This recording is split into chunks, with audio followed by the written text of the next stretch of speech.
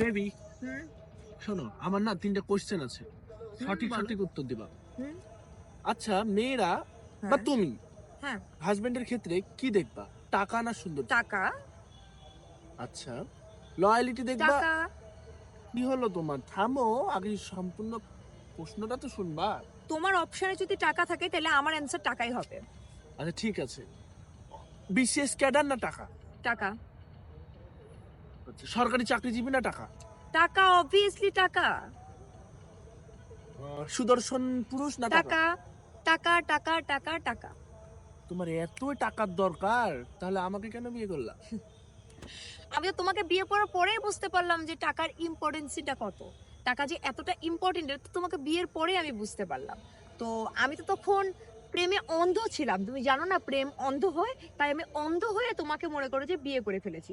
আমি যদি তখন বুঝতাম যে কোনটা বেশি ইম্পর্টেন্ট তাহলে আমি কখনোই তোমাকে বিয়ে করতাম না।